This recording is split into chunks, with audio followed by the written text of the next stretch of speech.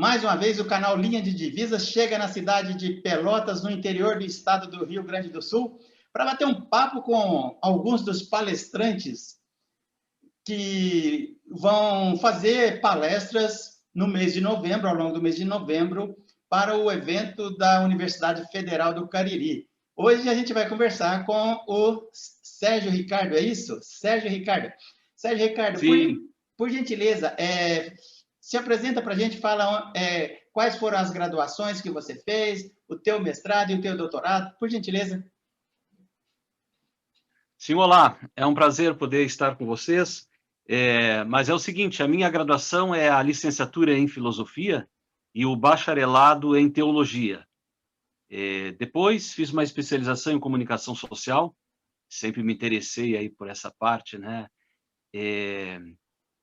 E o meu mestrado em filosofia, foi na área de antropologia humana, antropologia filosófica. Mas o tema foi um tema da Teodiceia, chamada Teologia Natural. Foi o argumento ontológico de Santo Anselmo. Na verdade, isso é um apelido de Kant, que Kant deu ao argumento de Anselmo, né? Os medievais chamavam de ratio Anselmo, razão de Anselmo. E o doutorado foi na área de filosofia política, de certa forma, filosofia do direito. O título de minha tese de doutorado foi Plenitude do Poder e Soberania Popular em Marcílio de Pádua, que foi um médico e filósofo e também professor da Universidade de Paris no século XIV. Essa é a minha formação. Ok, muito bom. E no evento sobre a filosofia na Idade Média, você vai falar especificamente sobre o quê? O que você vai falar sobre o quê? Bem, o tema é sobre a natureza humana, propriamente um aspecto da natureza humana, que é o intelecto do ser humano. Então, o título da palestra é este: O intelecto humano em Santo Tomás de Aquino. Claro que, de certa forma, essa compreensão de como funciona a inteligência, como nós conhecemos, na verdade, a palestra é sobre como se processa o conhecimento do homem, que é um conhecimento por abstração. Isso, de fato, Santo Tomás retoma Aristóteles, em grande parte. Não diz muita coisa de novo, né? Mas retoma isso entre Aristóteles e Santo Tomás, há uma série de autores que tratam do tema, e ele retoma o pensamento clássico, né? E diz algumas coisas que, de certa forma, vão repercutir na modernidade. Que interessante, rapaz. Muito interessante. Enquanto você estava falando aí, sem sair aqui da espinha dorsal do nosso bate-papo, eu comecei a pensar na neurociência, mas deixa quieto. Deixa quieto, vamos voltar lá na escolástica, né? O canal Linha de Divisa, ele tem como propósito o diálogo entre academia e academia, entre acadêmicos, e entre a academia e o grande público. É uma proposta trazer, bater nas portas entre aspas, Torre de Marfim, eu não gosto desse termo, mas entre aspas, e conversar com o grande público. Para quem nunca ouviu falar em Tomás de Aquino, em que época que ele viveu? Tomás de Aquino nasceu em 1225. Há uma dúvida se nasceu no final de 1224, mas com certeza nasceu até início de março de 1225. E faleceu em 7 de março de 1274. Portanto, é um autor do século XIII, viveu 49 anos e tem uma vida diversa, assim, uma vida também bastante polêmica. Já na infância, encontra a resistência da família para que ele pudesse realizar aqueles objetivos que ele queria, então encontra uma resistência da família. Ele pertencia à família dos Condes de Aquino, então o nome dele ficou assim para a tradição, Tomás de Aquino. E é interessante a vida dele, conflito, só para ver, num levante contra o rei, ele perde o irmão Reinaldo. Ele tinha um amigo de nome Reginaldo, mas também um irmão de nome Reginaldo. E esse irmão vem a falecer, assassinado no levante contra o rei. Claro que isso afetou a vida de Santo Tomás, não há dúvida, né? Então já... Mas é interessante que ele escreveu não mais do que 20 anos. Começou a escrever durante os 28, 29 anos e vem a falecer com 49 anos, sendo que no último ano ele não se dedica à escrita. E, puxa vida, 20 anos e a sua obra é imensa. Escreveu muito. Nós temos mais de 140 títulos atribuídos a Santo Tomás de Aquino. Em 20 anos? Em 20 anos. Evidentemente que ele praticamente ditava, ele tinha ali alguns secretários, né? Mas mesmo assim a genialidade, a memória de elaborar, de reunir os clássicos, né? A maneira como citava, tinha tudo presente na matéria, na memória, como desenvolve isto, realmente é alguma coisa genial. Ele se destaca aí entre os clássicos, né? Com Platão, Aristóteles, depois vamos ter tantos outros. E também em volta de Tomás nós temos São Boaventura e outros, né? Mas... eu gosto muito de bater papo sobre essas questões, sobre a história, filosofia, teologia, porque eu gosto de bater papo. Isso tudo que você está me falando aí está sendo, para mim, extremamente interessante. Por que ele teve resistência da família quando ele era mais jovem? Bem, antes que eu esqueça, eu queria lembrar, quando tu falaste sobre a neurociência, este tema, o intelecto humano, é um tema por excelência da psicologia, né? E podemos dizer que Aristóteles foi o fundador da psicologia. Evidentemente que Platão e outros já trataram disso, os próprios pitagóricos já se preocupavam com a questão da alma, porque a psicologia é o estudo da alma, quer dizer, o estudo da nossa vida comportamental, né? Daquilo que é mesmo o nosso pensar, o nosso agir, o nosso viver, o nosso sentir. Mas o Aristóteles escreve, entre outras obras, né? É importante que em Aristóteles nós temos a metafísica como a obra mais citada na história da filosofia, onde ali ele inicia dizendo: todos os homens desejam saber. Todos os homens desejam saber, né? Uns querem saber o que é isso e outros perguntam por que é isto, né? Mas, entre tantas obras, política, ética, que o Aristóteles nos deixou, uma sobre lógica também, chamada Organon, uma obra importante é essa chamada De Anima, sobre a alma. E é aí que nós encontramos uma primeira análise sobre o organismo humano, a vida humana, e aí ele chega da física, ele chega à questão da alma, né? Entendida a alma aqui como vida vegetativa, vida sensitiva e vida intelectiva. Portanto, nós temos uma alma comum aos vegetais, aos animais, mas, ao mesmo tempo, uma alma intelectiva, né? Tanto nós como os animais brutos, de uma maneira diferente. Olha, o Tomás de Aquino, ele, quando criança, os pais queriam que ele estudasse para ser um abade do mosteiro beneditino, vamos dizer, um mosteiro de classe alta, né? Ou um homem bem-sucedido nos negócios, com muitos filhos, enfim, para honrar, vamos dizer, a família dos condes de Aquino, né? A família de Aquino. E, claro, já naquela época não se perdia tempo. Com 5, 6 anos, uma criança já pode saber, e muito, né? Tanto é que a gente vê ensinar línguas para uma criança, não tem que se esperar. Não, uma criança com 4, 5, 6 anos, tudo que oferecermos, ela absorve. Enfim, e ele é encaminhado aos 5, 6 anos para o Colégio dos Beneditinos, mas quando jovem, ele quer dedicar-se a uma ordem mendicante. Na época tinha acabado de surgir 2 ordens famosas, que de certa forma vão causar também vamos dizer, uma revolução, uma novidade na igreja. São as ordens, os franciscanos e os dominicanos. E ele conhece os dominicanos e quer entrar na ordem dos dominicanos, a ordem fundada por São Domingos de Gusmão. Ora, é uma ordem mendicante, uma ordem pobre, que vive os conselhos evangélicos: pobreza, castidade e obediência. E um frade dominicano, como também um frade franciscano, ele vai ter realmente uma vida muito simples, né? Significa ter 2 hábitos, né? 2 vestidos, 2 panos para botar em cima do lombo, né? 2 sandálias, talvez até uma, fazer 3 refeições muito simples no dia, ter um quarto muito simples e nada mais, nada no seu nome, nada mais. Ora, a família não queria que ele se tornasse um frade mendicante, queria algo mais nobre para ele. Mas ele escolhe a Ordem de São Domingos porque naquele momento era uma ordem que se dedicava muito à pregação, ao ensino. Então, os franciscanos também, mas os franciscanos mais a vida de pobreza, a vida... enfim, são 2 carismas que têm semelhança, mas têm diferença.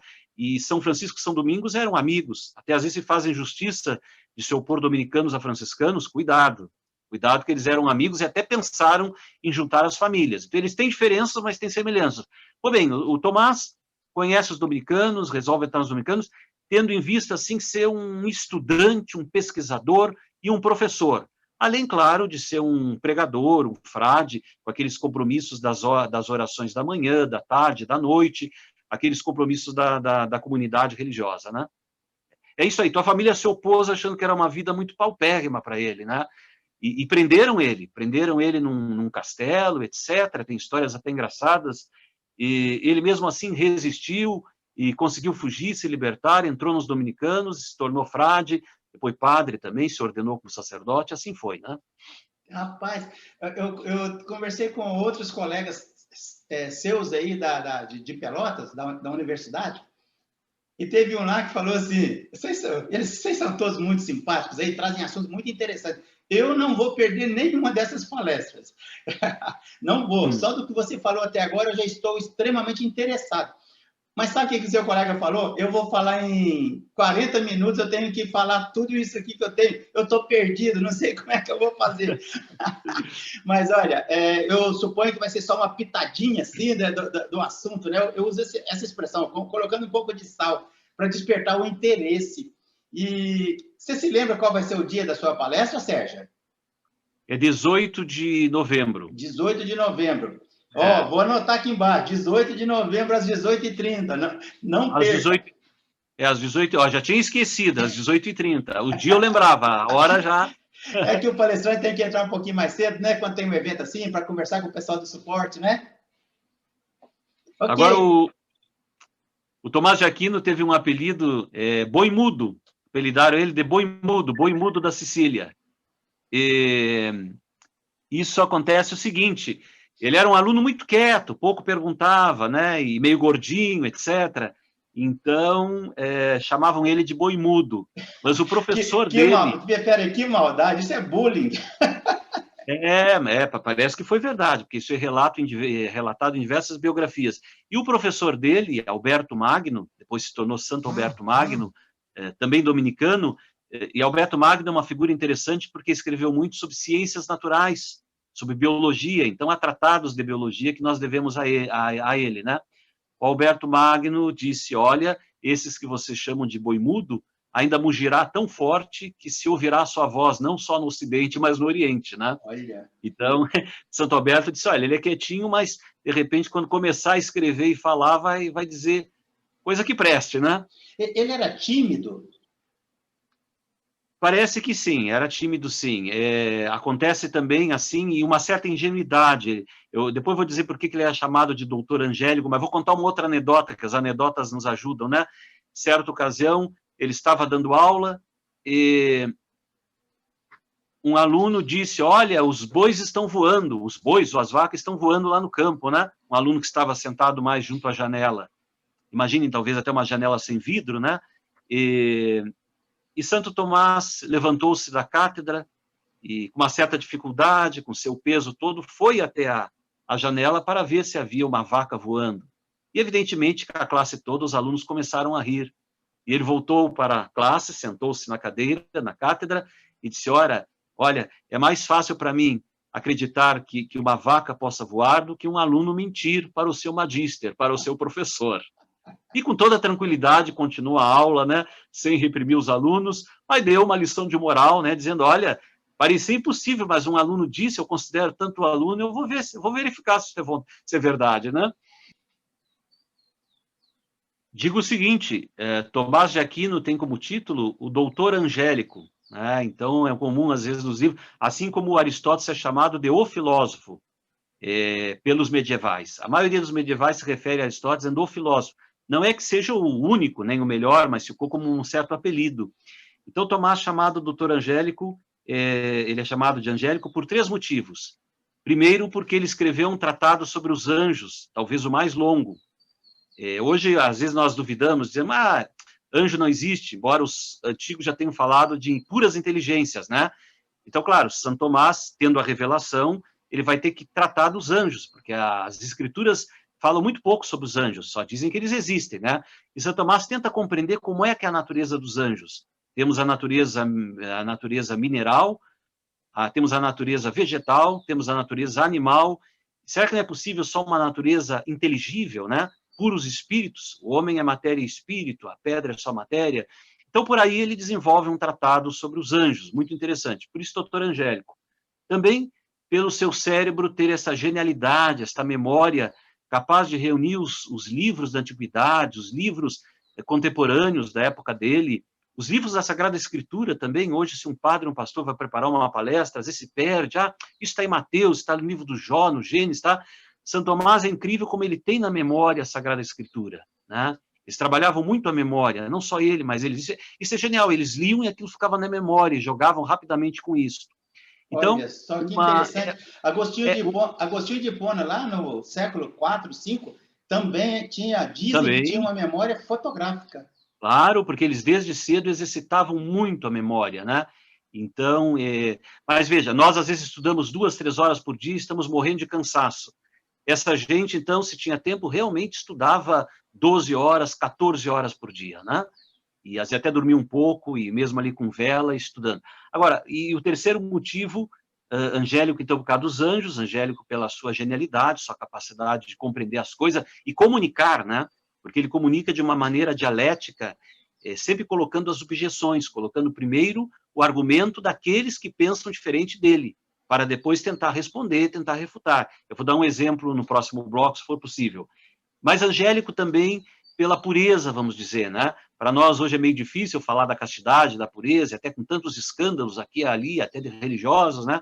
Mas assim, São Tomás foi um frade, pelo que sabe da vida, foi coerente, né? Fez o voto de castidade, realmente levou a sério a vida de oração, de estudo, a vida de dedicação às pessoas, né? Então também levava a sério aí, vamos dizer, a sua castidade como monge, como frade, né? Por isso, então, ele teve, porque, claro, naquele momento, Aristóteles está entrando nas universidades. Então, há uma desconfiança com o pensamento de Aristóteles, né? E vem por meio dos árabes. Então, o Tomás comenta Aristóteles, e por isso ele é criticado pelos neoplatônicos, pelos agostinianos e até, de certa forma, pelos franciscanos. Então, ele vive um momento de incompreensão em debates, por exemplo, até sobre a unidade do intelecto, né? Será que depois da morte nós conservamos uma identidade? O Diodato é o Diodato, o Sérgio é o Sérgio? Ou será que o nosso intelecto volta a uma espécie de todo, a um panteísmo? E ele tem que resolver isso, porque os árabes interpretam de uma forma, né?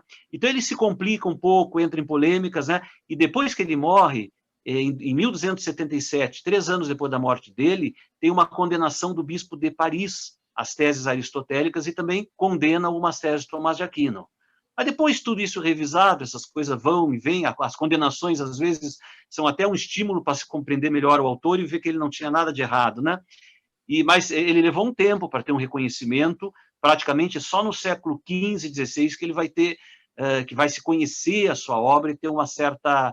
E a igreja aí vai colocar, inclusive, um peso, né? Vai dar uma tônica especial ao seu pensamento, identificando o seu pensamento como uma raiz, uma síntese, uma explicação, inclusive da doutrina católica, né? Ok, Sérgio, você queria falar mais uma outra coisa aí? Pode falar. Você falou assim, se der tempo eu vou falar não sei o quê. Sim, Tomás de Aquino, nas suas diversas obras, né? Então vamos ver aí, tem muitas obras que são comentários a Aristóteles, comentário à física de Aristóteles, comentário à política de Aristóteles, né? Comentário à ética de Aristóteles. O comentário à ética de Aristóteles é maior que a própria ética nicômaco de Aristóteles, né? Comentário ao livro sobre a alma de Aristóteles, comentário à metafísica de Aristóteles. Ele comenta, realmente, pega cada parágrafo e comenta. E assim ele vai comentando muitas obras de Aristóteles, né? Muitas. Mas comenta alguma coisa dos neoplatônicos, de Boécio, por aí vai. Então tem comentários aos filósofos. Também escreve no ramo da teologia, então comentário a livros do Antigo Testamento, comentários aos livros todos do Novo Testamento, e tem escritos políticos, né, como sobre o reino, e outros, escritos pastorais, assim. Ele chegou a comentar a Cidade de Deus, do Agostinho?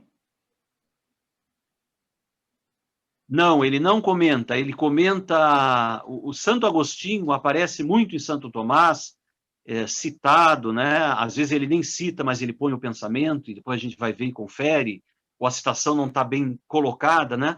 Ele cita muito Agostinho, não há dúvida, diria que depois de Aristóteles é Agostinho, mas ele não tem, que eu me lembre agora, ele não tem um comentário ou uma obra de Agostinho. Agora, tem 2 obras que se destacam, não é que elas sejam as únicas, mas elas são volumosas. É a Suma contra os Gentios, e a Suma Teológica, ou Suma de Teologia. O que é uma Suma? Na época tinha Suma de Medicina, Suma de Direito, Suma de Lógica. A Suma é uma espécie de resumão muito bem feito, de síntese de enciclopédia, para ajudar os alunos a estudarem, né? Os iniciantes. Mas ela às vezes se torna difícil, que não é só para os iniciantes, é para os mestres, né? E, por exemplo, na Suma contra os Gentios e também na Suma Teológica, o Tomás de Aquino, a Suma Teológica é imensa, é longa, é dividida em 3 partes, né? E ali vai falar de Deus, da origem do homem-deus, e lá pelas tantas nós vamos encontrar uma ética, uma psicologia, uma antropologia, uma sociologia, uma política, né? E termina depois com o retorno do homem a Deus. Então tem que entender que ela tem um processo, saída de Deus, o homem que com a liberdade se perde, o mundo se desenvolve, e depois ele pode voltar para Deus, claro, mediante o único caminho, para Santo Tomás, não é? Que é nosso Senhor Jesus Cristo. Então Jesus Cristo é o meio, o elo para o homem, novamente, o remédio, né? Voltar para Deus. Bem, mas é interessante que a Suma Teológica é dividida em questões, primeiro em partes, primeira parte, segunda parte, terceira parte. E essas partes dividem em questões. Então, por exemplo, quando ele vai tratar da lei, tem um longo tratado sobre lei, os tipos de lei, a lei eterna, a lei natural, a lei humana, a lei divina, lá pelas tantas ele quer perguntar o que é lei, o que é essencial para a gente definir o que é uma lei. E ele tem uma resposta: lei é uma ordenação da razão que visa o bem comum, elaborada e promulgada por aquele que é responsável pela comunidade, pela autoridade legítima, né? Que deve representar bem a universitas, a comunidade. Mas ele não larga esse conceito assim no mais. Ele pergunta e divide por partes. Aí ele divide as suas questões em artigos. E em cada artigo ele pergunta. Então, por exemplo, será que a lei é uma ordenação da razão? Ele faz a pergunta. E aí ele diz, muitos dizem que não. Aí ele põe as objeções. Ele coloca a opinião daqueles que pensam diferente dele. Já começa ali, ó. Tem gente que diz que a lei não obedece à razão porque a lei é uma coisa natural. O meu corpo tem leis que eu nem sei, eu não penso, não conheço, né? Ele coloca as objeções e depois ele tenta responder e dizer que, embora tenhamos leis involuntárias, leis naturais, contanto, essa lei legítima, essa lei positiva que vai organizar a sociedade, é uma lei que tem que ter racionalidade, tem que ter razoabilidade. Ela não pode ser fruto de uma paixão, fruto de um grupo, de um partido, de um príncipe, simplesmente. E aí vai para a segunda pergunta. Será que a lei visa o bem comum? Uns dizem que não, que a lei pode não visar o bem comum. Aí ele responde às objeções e diz, ainda que a lei seja feita para particulares, para um grupo restrito, ela nunca pode prejudicar o bem comum, né? Seria, por exemplo, num edifício aí temos 20 apartamentos, 2 apartamentos querem não obedecer o silêncio e ganham na justiça o direito. Não pode. Então tem que fazer algo que se mantenha, enfim, aquele silêncio da madrugada previsto, né? Por toda uma legislação até federal, podemos dizer. Então, e assim ele vai desenvolvendo. Então, é interessante que a gente vê objeções, vê sempre as opiniões contrárias, e nem sempre ele defende uma tese. Às vezes ele deixa a questão em aberto, né? Sérgio, a conversa está extremamente interessante, muito legal, muito interessante, mas, assim, a gente vai ficar, assim, num tempo menor, como eu te falei, é só uma pitadinha aqui para o pessoal, no dia 18, às 18h30, primeiro tem que se inscrever, viu? Você que está assistindo, entra aqui lá na descrição desse vídeo, tem lá como se inscrever no evento, para assistir todas as palestras, e dia 18, dia 18, né, Sérgio? 18. Dia 18 às 18h30, vamos ouvir o Sérgio falar do São Tomás de Aquino. Mas eu posso jogar uma casca de banana para você, Sérgio, para a gente encerrar? Vamos ver se eu consigo me equilibrar. Com 3 palavras, no máximo 4. Quem foi São Tomás de Aquino para você? Você que se debruçou em cima da obra dele, quem foi? Desculpa, assim, o jeito coloquial. Quem foi esse cara? Alguém que quer compreender a realidade que vai além do nosso intelecto. A realidade é um macrocosmo e microcosmo. Ele quer compreender isso. Muito bom. Muito obrigado. Um abração. Dia 18, a gente está lá para ouvir a sua palestra, tá bom? Intelecto passivo e intelecto agente. Temos 2 momentos no intelecto, passivo e ativo. Você vai falar disso no dia 18? Sim, aí está o segredinho. Por isso que a gente é diferente do cachorro. O cachorro é genial, tem memória, mas nós temos o intelecto passivo e ativo. Algo um pouquinho diferente. É isso que vamos ver. Legal, um abração. Abração, tchau.